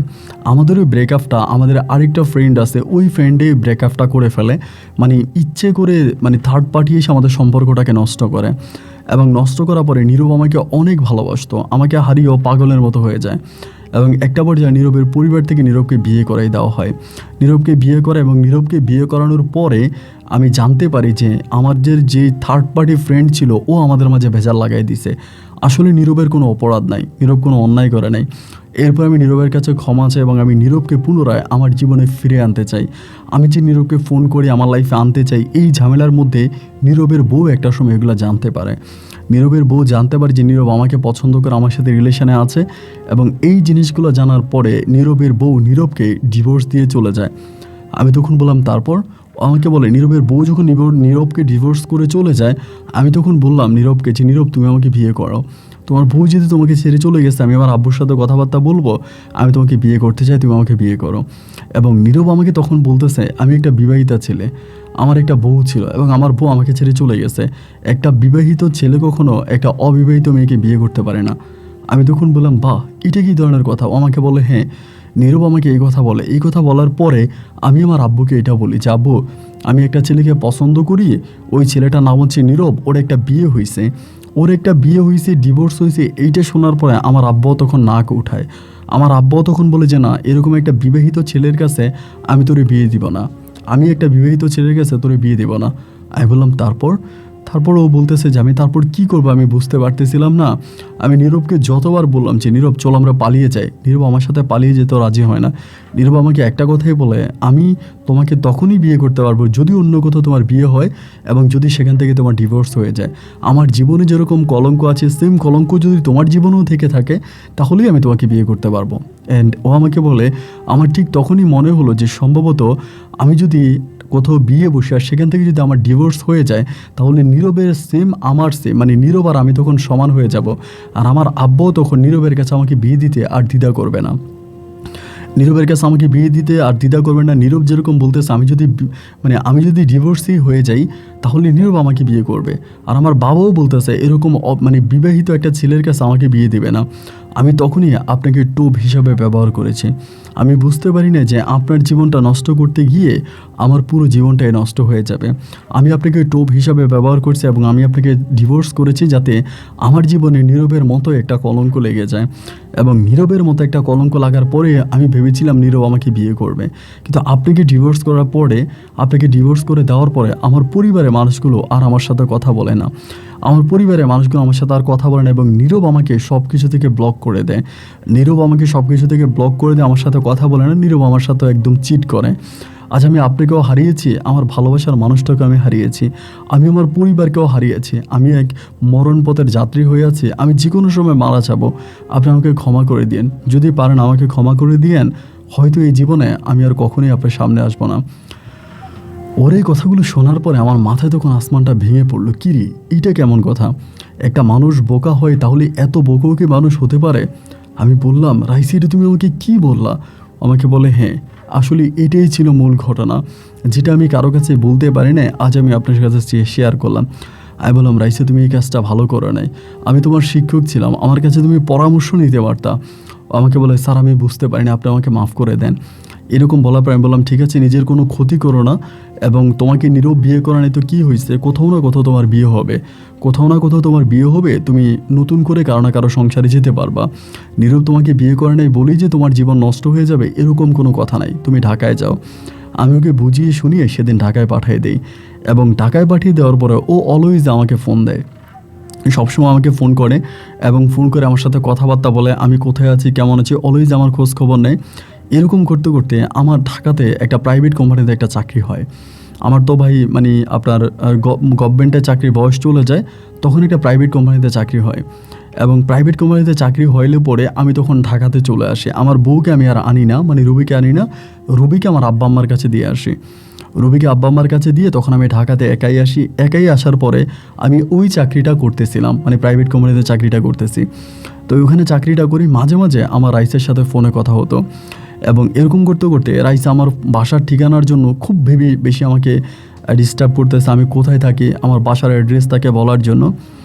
এরকম করে যখন বলতেছে, একটা পর্যায়ে আমি আমার বাসার অ্যাড্রেসটা তাকে বলি যে আমি এই জায়গায় থাকি। বাসার অ্যাড্রেস বলার পরে ও তখন করে কি, আমার বাসায় আসে মাঝে মাঝে, ধরেন বাসা মাঝে মাঝে আসে, আইসা রান্না বান্না করে নিয়ে আসে, যদি আমি একা থাকি, ব্যাচেলার থাকি, আইসা আমার কাপড় চোপড় ধুয়ে দেয়, আমাকে রান্না বান্না করে দেয়। এগুলো আসলে আমার ভালো লাগে না। যেহেতু আমার সাথে ডিভোর্স হয়ে গেছে, আমরা তো এখন আর একসাথে থাকি না, আমরা ডিভোর্স হয়ে গেছি। এরপরেও যে এগুলো করে আমার এগুলো ভালো লাগতো না। 1 দিন 2 দিন 3 দিন করতে করতে একটা পর্যায়ে তার প্রতি আমার ভালো লাগা কাজ করতে শুরু করে এবং ভালো লাগা কাজ করতে শুরু করে আবার সে আগের মতো করে আমার সাথে মিশতেছে। তো এদিক দিয়ে দেখেন আমার বউ তো গ্রামে আছে, আমি আমার বউর কাছে যেতে পারি না, আমি ঢাকায় থাকি, চাকরি করি, নিজে একটা বাসা নিয়ে থাকি এবং ওই বাসার মধ্যে রাইসা অলওয়েজ যাইতো, আমার পাশে বসতো, গল্পগুজব করতো, কথাবার্তা বলতো। এরকম করতে করতে রাইসার প্রতি আমার দুর্বলতা বেড়ে গেল। রাইসার প্রতি আমার দুর্বলতা বেড়ে গেল। আমি আমার বউর সাথে আর ঠিকমতো কথা বলি না। আমার বউ যখন আমাকে ফোন দেয়, আমার বউকে আমি ইগনোর করি। আমার বউয়ের সাথে আমি কথা বলি না, আমার বউ আমার সাথে কথা বলার জন্য চেষ্টা করে, আমি কি স্কিপ করে যাই এবং প্রতিনিয়ত আমি আমার বউকে ইগনোর করি। এরকম 1 দিন 2 দিন 3 দিন করতে করতে আমার বউ তখন আস্তে আস্তে আমাকে আমার সম্বন্ধে জানার চেষ্টা করে বা আমি এগুলো কেন করি। আমার নিজস্ব কিছু বন্ধুবান্ধব থাকে যারা আমার বউর সাথে রুবির সাথে যোগাযোগ করতো, তারা রুবির সাথে যোগাযোগ করে, ফোনে কথাবার্তা বলে এবং বলতে বলতে একটা পর্যায়ে রুবি রাগ করে তার বাপের বাড়িতে চলে যায় আমাদের বাড়ি থেকে। ও আমাকে ঢাকায় আসতে বলে, আমাকে ঢাকায়ও আনি না। ও বলে যে ঢাকায় তুমি কোথায় থাকো, আমি যাব, আমি তোমার সাথে থাকবো, বাট আমি ঢাকারও কোনো অ্যাড্রেস ওকে দিই না, ঢাকার কোনো অ্যাড্রেস ওকে দিই না। এবং না দেওয়ার কারণে ও তখন রাগ করে ওর বাপের বাড়িতে চলে যায় এবং দীর্ঘদিন বাপের বাড়িতে চলে যায়। এবং চলে যাওয়ার পর এই দিক দিয়ে রাইসা আমাকে বলে, তুমি রুবিকে তালাক দিয়ে দাও, রুবিকে তালাক দিয়ে দাও, আমি তোমার সংসার করবো, আমি তোমাকে বিয়ে করব, আমাদের মাঝে যা হবার তা হয়েছে, আমি তোমাকে আবারও বিয়ে করব, তোমার সাথে থাকবো। পরে আমি এটাতে আসলে রাজি হচ্ছিলাম না বলতে রুবির তো কোনো অপরাধ নাই, ও রুবি তো কোনো অন্যায় করে নাই, তাহলে নির্দোষ একটা মেয়েকে আমি কেন আমার জীবন থেকে সরাই দিব। এবং একটা পর্যায়ে এরকম করে সময়গুলো কাটতে কাটতে রুবি নিজেই আমাকে ডিভোর্স করে দেয়। রুবি নিজেই তার বাপের বাড়িতে চলে যায় এবং বাপের বাড়িতে গিয়ে পরে ও দীর্ঘদিন আমি ওর সাথে যোগাযোগ না করাতেও আমাদের বাড়িতে ডিভোর্সের লেটার পাঠিয়ে দেয়। এবং ও যখন ডিভোর্স লেটার পাঠায় দেয়, আমার আব্বা আম্মা তখন সেম আমার উপরে খেপে যায় যে আমি কেন রুবিকে ডিভোর্স করে দিলাম বা রুবি আমাকে কেন ডিভোর্স করলো, আমি কেন রুবির সাথে ঠিকঠাক মতো কথা বললাম না, ওকে আমি আমার বাসায় আনলাম না, ওকে আমি আমার কাছে আনলাম না, এগুলো কেন করলাম। আমার আব্বা আম্মা আমার উপরে প্রচণ্ড রকমের ক্ষিপ্ত হয়ে যায়। আর এদিক দিয়ে রাইসা আমাকে বলতেছে, আমি তোমাকে বিয়ে করবো, তুমি টেনশন করো না। এরকম করে রুবির সাথে ডিভোর্স হওয়ার কিছুদিন পরে রাইসা আর আমি কোর্টের মাধ্যমে আবারও বিয়ে করি। কোর্টের মাধ্যমে দুজনে বিয়ে করেও আমার বাসায় থাকতেছে, 1 দিন 2 দিন 3 দিন করে সময়গুলো কাটতেছে। আমি আস্তে আস্তে রাইসার বাবার সাথে যোগাযোগ করি এবং আমি রাইসার বাবাকে বলি যে রাইসা তো আমাকে আবারও বিয়ে করছে। এগুলো রাইসার বাবা শোনার পরে উনি না কোনো কিছুই বলে না। উনি অনেক যে খুশি হয় তাও না, আবার অনেক যে কষ্ট পায় সেটাও না, উনি ওনার মতো করে নিউট্রালে আছে। এবার আমি আমার আব্বা আম্মাকে জানালে পরে আমার আব্বা আম্মা বলে একদিন গ্রামে নিয়ে যায়। পরে আমি রাইসাকে গ্রামে নিয়ে যাই এবং গ্রামে নিয়ে যাওয়ার পরে রাইসা সবার সাথে মিশে কথাবার্তা বলে। আলহামদুলিল্লাহ আমার লাইফটা আবারও সে আগের জায়গায় চলে যায়। আগে যেরকম একটা কষ্টের মধ্যে ছিলাম না, ভালো ছিলাম রাইসার সাথে, সেম ওরকম ভালো জায়গায় চলে যায়। এরপরে রাইসা আমার সাথে মিশে, আমার সাথে গল্প গুজব করে, আমার সাথে কথাবার্তা বলে, দুজনকে অসম্ভব রকমের ভালোবাসি। এই ভালোবাসা মুখর সময়গুলো তখন সামনের দিকে 1 দিন 2 দিন 3 দিন করে অতিবাহিত হচ্ছিল। এরকমভাবে সময়গুলো কাটতে একটা পর্যায়ে দেখা যায় রাইসা বেবি কনসেপ্ট করে, রাইসার পেটে বাচ্চা আসে এবং বাচ্চা আসার পরে আমি তো খুব খুশি হই যে আলহামদুলিল্লাহ আমার বেবি হবে। এবং ওই সময় প্রথমত আমার বউ রুবির ঘরে আমার একটা মৃত সন্তান হয়, এবার রাইসার ঘরে আমার একটা জীবিত মেয়ে সন্তান হয়, আমার একটা মেয়ে হয় এবং আমার মেয়েটা দেখতে অনেকটা রাইসার মতো হয়, অনেক কিউট হয়। এবং এই মেয়েটা হওয়ার পরে রাইসার বাবা মা আমাদের সম্পর্কটাকে সম্পূর্ণভাবে মেনে নেয়। ওনাদের মনেও আর কোনো কষ্ট থাকে না যে আমি ওনাদেরকে একটা নাতনি উপহার দিয়েছি, এরা অত্যাধিক খুশি হয়, আমার আব্বা আম্মাও খুব খুশি হয়। রাইসা কখনো ঢাকায় থাকতেছে, কখনো বরিশালে থাকতেছে, এইভাবে 2 জায়গায় মিলিয়েও থাকতেছে, আমার কাছে থাকতেছে। এইভাবে আমার মেয়েটার বয়স তখন প্রায় 3 বছরের মতো।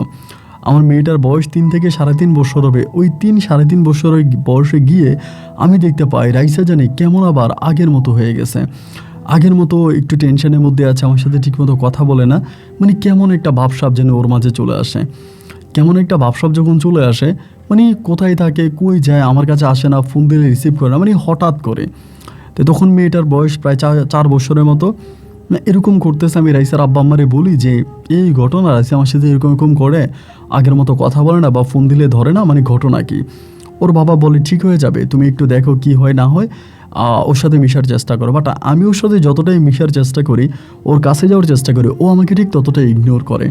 এরকম করে 1 দিন 2 দিন 3 দিন করে সময়গুলো পাস হতে হতে একটা পর্যায়ে আমি ওর কিছু পার্সোনাল জিনিস হ্যাক করি, ব্যক্তিগত কিছু জিনিস হ্যাক করি। এক কথায় ওর মোবাইল ফোনটা আমি হ্যাক করি এবং মোবাইল ফোনটা হ্যাক করার পরে আমি যে ইনফরমেশনগুলো পাই, এগুলো শুনলে আপনি অবাক হয়ে যাবেন। আমি দেখতে পাই ও আবার সেই পুরনো ছেলে নীরব, ওই ছেলে নীরবের সাথে ও আবারও ফোনে কথা বলতেছে এবং নীরবের সাথে দেখা করতেছে। শুধু দেখা নয়, ওদের মাঝে শারীরিক সম্পর্কও হচ্ছে। মানে এমন একটা বাজে অবস্থা, এমন একটা বাজে পরিস্থিতি যে আমি আসলে আপনাকে বলে বোঝাতে পারবো না। এই জিনিসগুলো দেখার পরে আমি আর নিজেকে ধরে রাখতে পারলাম না। কিরে, ওই আমার সাথে এটা কেন করলো? আমার আগের সংসারটা ভেঙে দিল, আমার মেয়েটা আমার আগের বউটাকে আমার কাছ থেকে সরাই দিল, এরপরও আমাকে বিয়ে করলো, আমার সাথে এরকম চিট কেন ও করতেছে? ও কেন আবার ওই নীরব নামের ছেলেটার সাথে কথা বলে? ওই ছেলের সাথে ও কেন আবার যোগাযোগ করে? ও এটা কেন করলো? এরকম করে দুজনের মাঝে তখন ঝগড়াঝাটি ঝামেলা বাড়তেছে। আমি এই ঝামেলাগুলো নিতে পারতেছিলাম না। ওই সময় আমাদের বাসায় একটা কাজের মেয়ে আছে। কাজের মেয়ে বলতে একটা কাজের মহিলা রাখছিলাম। ওই কাজের মহিলাটা আমার মেয়েটাকে দেখাশোনা করে, আমার মেয়েটাকে ঘুম পাড়ায়, মেয়েটাকে ঘুম থেকে উঠায় এবং মেয়েকে গোসল করায়। মানে সমস্ত কিছু ওই কাজের মহিলাটা করতেছে। তো এরকমভাবে রাইসা তখন আমার পিছনে, মানে আমার সাথে খুব একটা কথাও বলে না। আমি এই জিনিসগুলো পাই এবং পাওয়ার পর একদিন রাতের বেলা আমাদের মাঝে খুব ঝামেলা হয়, খুব ঝামেলা। এবং ঝামেলা হওয়ার পর আমাকে সত্যটা বলে দিচ্ছে, তুমি আমার সাথে এরকম চিট করলা, আমাকে ধোকা দিলা, তুমি আমার সাথে চিটিং করলা। এরকম করে আমি ওই দিন ওর গায়ে হাত তুলি, মানে রাতের বেলা আমাকে মারি। এই প্রথম ওর গায়ে আমার হাত তোলা আর কি, এই সর্বপ্রথম ওর গায়ে আমি হাত তুলি। এবং হাত তোলার পরে ও সকালবেলা গিয়ে আমার নামে মামলা করে দেয়। সকালবেলা গিয়ে আমার নামে মামলা করে, নারী নির্যাতনের মামলা। এবং সেই নারী নির্যাতনের মামলার পাশাপাশি ও আমাকে ডিভোর্স করে দেয়। মানে আমাকে ডিভোর্স করে দেয় সেকেন্ড টাইম আমাকে আবারও ডিভোর্স করে। এবার যখন আমাকে ডিভোর্স দিয়ে দেয়, আমি ডিভোর্স লেটারটা পাওয়ার পরে অবাক হয়ে গেলাম যে মানুষটি কীভাবে পারে এরকম করতে। যাই হোক, এরপরে দেখা যায় যে আমি মামলা মোকদ্দমা খুব কষ্ট করে আমার মামলাটা আমি ঠিকঠাক করি এবং ওর কাবিনের টাকাও আমি ওকে দিয়ে দিই।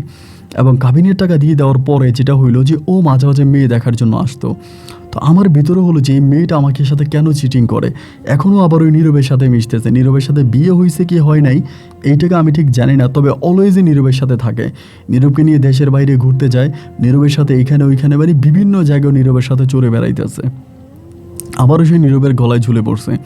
তা এদিক দিয়ে আমি তখন সহ্য করতে না পেরে ওর নামে আমি কয়েকটা মামলা দায়ের করি। আমার একজন বন্ধু আছে অ্যাডভোকেট, আমি ওই বন্ধুর সহযোগিতায়, মানে সিনিয়র অ্যাডভোকেট, ওরও সহযোগিতায় আমি তখন ওর নামে কয়েকটা মামলা করি, কয়েকটা প্রতারণার মামলা করি এবং কিছু জিনিস ক্লো থাকে, এই ক্লোগুলো দিয়ে আমি ওর নামে মামলা করি।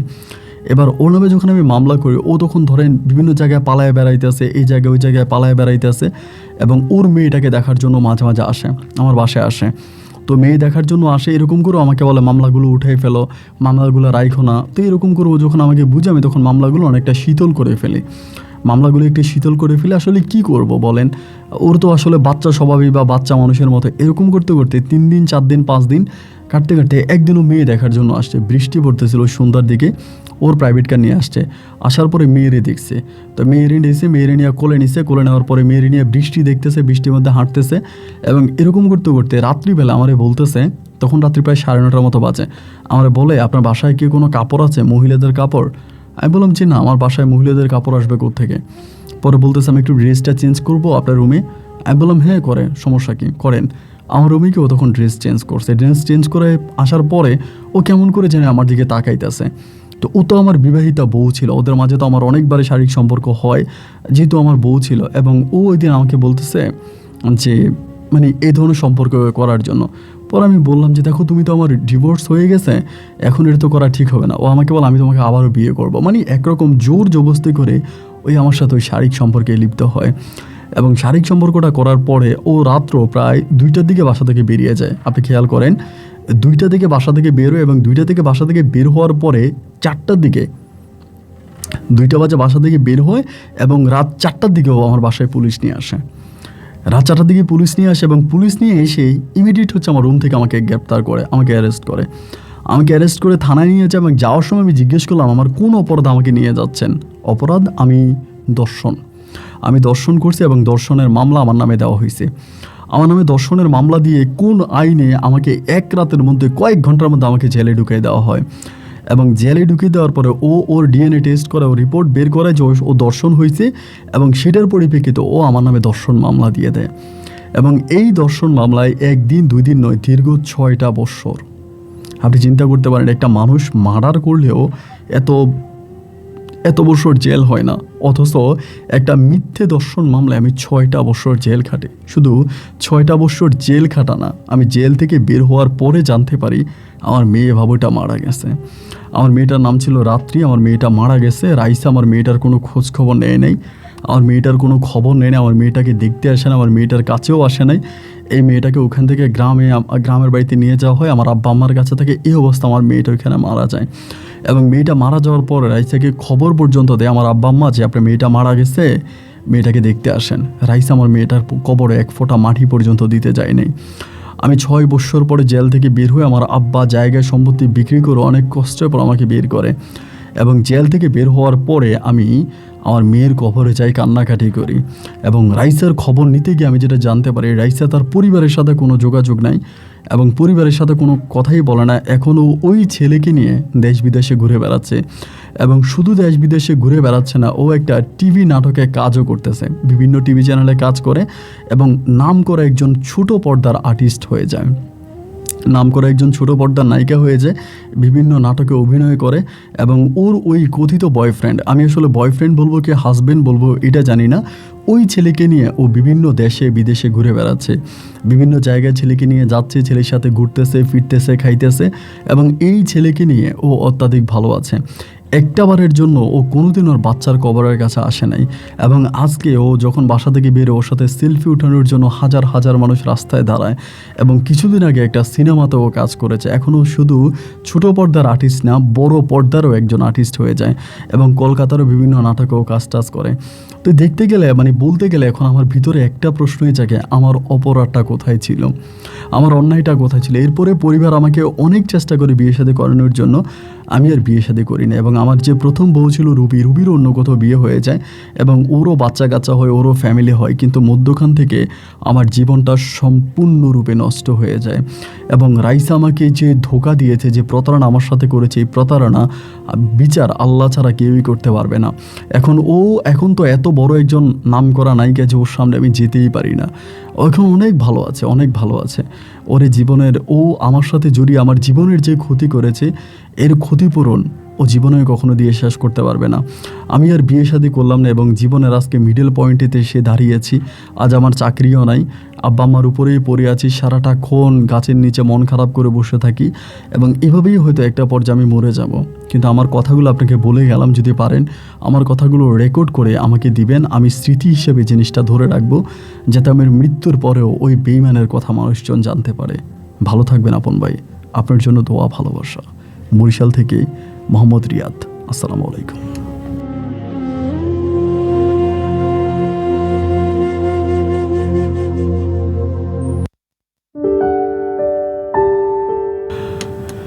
বন্ধুরা, সবাইকে অনেক বেশি ধন্যবাদ এই পর্যন্ত আমার সাথে থেকে বরিশালের ভাই রিয়াদের জীবনের এই করুণ গল্পটা শোনার জন্য। কিছু মানুষ থাকে যারা দুনিয়াতে ফুটবল হয়ে জন্মায়, 22 জন তাদেরকে লাথি দিয়ে মজা পায়, এটাই হচ্ছে রিয়াদ। এবং রিয়াদ আজ সেই কষ্টগুলোই পেয়ে যাচ্ছে, কখনো রাইসে দিয়েছে, কখনো অন্য কেউরা দিয়েছে। যাই হোক, আসলে রিয়াদের অনেক দোষ আছে, রিয়াদের অপরাধ আছে। রিয়াজ দিয়ে একেবারে নির্দোষ তাও না। আমি রিয়াদকেও বারবার বলেছিলাম যে আপনি রুবিকে কেন ছেড়েছিলেন, এবং রাইসার ফাঁদে পড়ে রুবিকে ছেড়ে দেওয়া, এক নৌকা থেকে আরেক নৌকা, এক নৌকা থেকে আরেক নৌকা, এরকম যেতে যেতে একটা পর্যায়ে নিজে ডুবে গেছে। আসলে আমরা শুধু সুখের সন্ধানে দিনরাত খুঁজে বেড়াই, সুখ কোথায়, সুখ কোথায়, সুখ কোথায়। কিন্তু সুখ মূলত বসবাস করে নিজের মনে। আপনি যদি মনকে বলেন আপনি সুখী, তবেই আপনি সুখী, অন্যথায় সুখ আপনার কোথাও নাই। পৃথিবীতে প্রতিটা জায়গায় প্রতিটা মানুষ কোনো না কোনো কষ্ট ক্যারি করে বেড়াচ্ছে। এই দুনিয়াতে কেউই ভাই একদম স্বয়ং সম্পূর্ণ সুখী মানুষ না। যারা পাগল হয়তো তাদেরকে আপনি সুখী বলতে পারেন, কারণ তাদের কোনো স্মৃতি নাই। যাদের স্মৃতি আছে, যারা সুস্থ মানুষ, তারা প্রত্যেকটা মানুষের কষ্ট ক্যারি করে বেড়াচ্ছে। কারোটা হয়তো আপনি দেখছেন, কারো হয়তো দেখছেন না। মনে করছেন বিলাসবহুল গাড়ি দিয়ে ঘুরতেছে, এই বেটা নাকি কত সুখী। দামি গাড়িতে থাকতেছেন, দামি বাড়িতে থাকতেছে, এই বেটা কত সুখী না। যে জায়গায় আছো, যে জায়গায় থাকুক, ওই জায়গায় সে কোনো না কোনো কষ্ট ক্যারি করে বেড়াচ্ছে। তো যাই হোক, রিয়াদ যেটা করেছে এটা আর কারো জীবনে এরকম না ঘটুক, এই প্রত্যাশা আমি আজকের মতো এখানেই বিদায় নিচ্ছি। ইনশাআল্লাহ আপনাদের সাথে আমার দেখা হবে অন্য দিন, অন্য কারো বাস্তব জীবনের গল্প নিয়ে। আল্লাহ হাফেজ অ্যান্ড আসসালামু আলাইকুম।